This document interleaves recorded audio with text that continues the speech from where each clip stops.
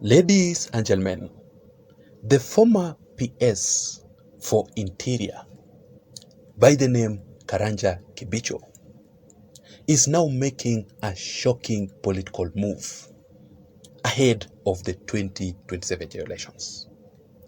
Karanja Kibicho is joining President William Ruto's government to support and also to endorse William Ruto's presidential bid through the broad-based government.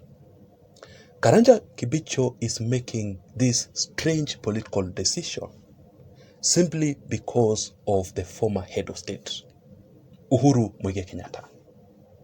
Uhuru Kenyatta is also currently part of the broad-based government.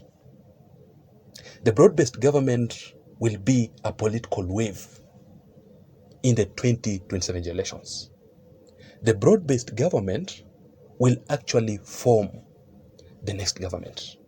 And there is no politician here in Kenya who will defeat Uhuru Kenyatta, William Ruto, and Raila Odinga together. That is not possible. Kalonzo cannot defeat the broad-based government. Even the former DP, Rigathi Gachagua. So if you are not supporting the broad-based government, you are automatically in the opposition side. So let me give you the shocking details in this particular video here. But of course, before we begin, just a very quick reminder that if you are joining me for the first time, if you are listening to me and you haven't subscribed, I want you to take only 1 second or two and hit the subscribe button down below, so that next time when I produce another video like this one, YouTube will automatically send you the notifications. Thank you so much for your support. So to those who are joining me for the first time, to my returning subscribers, feel appreciated, and I don't take your support for granted. So I want to be very brief in this video. Just follow it to the end. You will learn a lot of things. Let us begin right from here. Who exactly is this Karanja Kibicho? To those people who don't know about him. Karanja Kibicho is one of the most trusted political allies of the former head of state Uhuru Kenyatta. Karanja Kibicho was actually the right-hand man of Uhuru Kenyatta, a very, very powerful leader in Uhuru Kenyatta's administration. In fact, I always compare Karanja Kibicho with Faruk Kibet. Only that Karanja Kibicho held a public office. But Karanja Kibicho was actually the deep state. For someone like Faruk Kibet, you cannot book an appointment with President William Ruto without going through Faruk Kibet. So if Faruk Kibet says no, he means no, because he is very, very powerful. Then you will not meet with William Ruto. So you have to go through Faruk Kibet. The same thing to Karanja Kibicho here. And that is exactly the real reason as to why during the recent meeting between Uhuru Kenyatta and President William Ruto in Gatundu, Karanja Kibicho was among the very first leaders who were proposed by Uhuru Kenyatta to be appointed by William Ruto in the looming cabinet reshuffle. That was part of the agreement in the political meeting between Uhuru and William Ruto. Remember that politics is all about interest. That is why some people are really confused. Some people are in rude shock. Some people are just surprised, asking themselves very many questions on why exactly did Uhuru Kenyatta decide to join William Ruto at this time. They did not expect someone like Uhuru Kenyatta to join William Ruto ahead of the 2027 elections. But in politics, that is what happens. And according to the Star newspaper, the Star actually had a very interesting article here of other leaders who were also proposed by Uhuru Kenyatta to join President William Ruto's cabinet. First of all, we have someone like Mutahi Kagwe, the former CS for Health. Mutahi Kagwe recently was blessed by the Nyeri Council of Elders to go and to work with President William Ruto in government. I want you to have a look at these photos here. You can see Mutahi Kagwe and the Nyeri Council of Elders. He was receiving the blessings. And the Star said this. Let me just read for you this statement. The elders from the Kikuyu community gathered on Friday in Nyeri and unanimously expressed support for the former health CS, Mutahi Kagwe's inclusion in President William Ruto's government.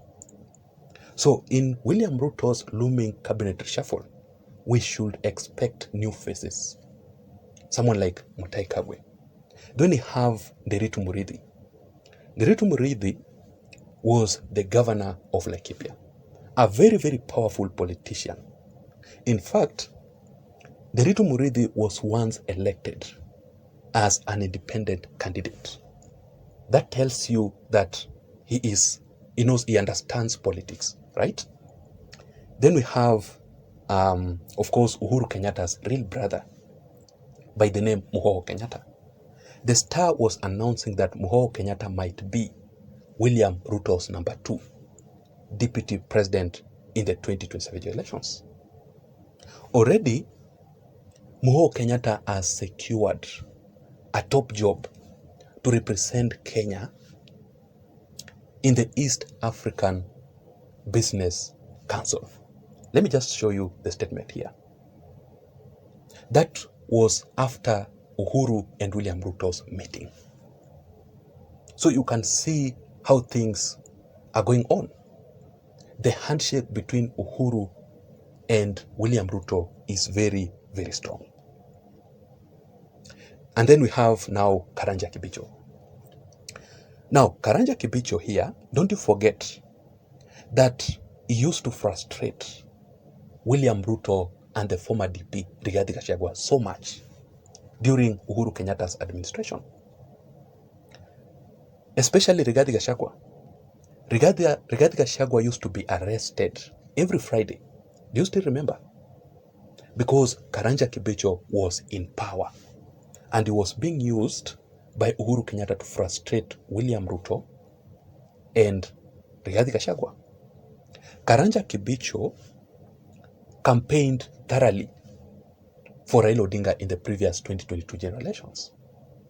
As a matter of fact, there is a certain time when Karanja Kibicho revealed the figures from the NIS, the National Intelligence Service, about Raila Odinga's presidential bid. And he was telling us how the NIS conducted, their intelligence. And they concluded that Raila Odinga is ahead of William Ruto by around 8%. Something like that. So Karanja Kibicho was the deep state. It was very, very powerful. That is why I've been asking myself this question. Why exactly would William Ruto accept to work with Karanja Kibicho again in his government, despite their political fallout in the previous 2022 general elections? What is going on? There are three reasons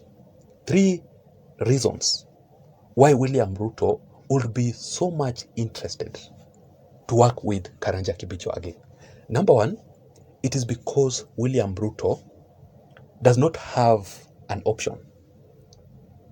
William Ruto must follow Uhuru Kenyatta's demands for a successful broad-based government. Once Uhuru Kenyatta has nominated a person, because it was part of the agreement, there's no way William Ruto can oppose.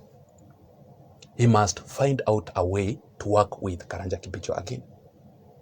So that is the first reason William Ruto does not have another choice, another option. Number two, I think William Ruto is too desperate to work with the former head of state, Uhuru Kenyatta. The truth of the matter is that William Ruto really needs Uhuru Kenyatta's support, especially in the Mount Kenya region, because of Rigathi Gachagua. The only person who can neutralize Rigathi Gachagua in the Mount Kenya region is none other than the former head of state, Uhuru Kenyatta. That is why William Ruto is ready to do anything for Uhuru, because he needs Uhuru Kenyatta's support. So once Uhuru Kenyatta proposed Karanja Kibicho to be part of William Ruto's cabinet, William Ruto must agree, because he needs Uhuru Kenyatta's support. Politics is all about interest. And thirdly, which is very, very important here, William Ruto might be so interested to work with Karanja Kibicho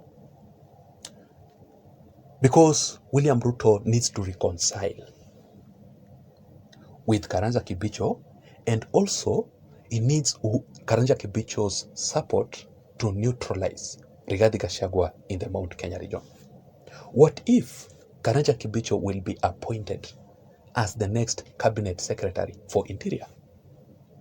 With the fallout between Karanja Kibicho and the former deputy president, Rigathi Gachagua, the only person who can still frustrate Rigathi Gachagua like how he frustrated Rigathi previously is none other than Karanja Kibicho.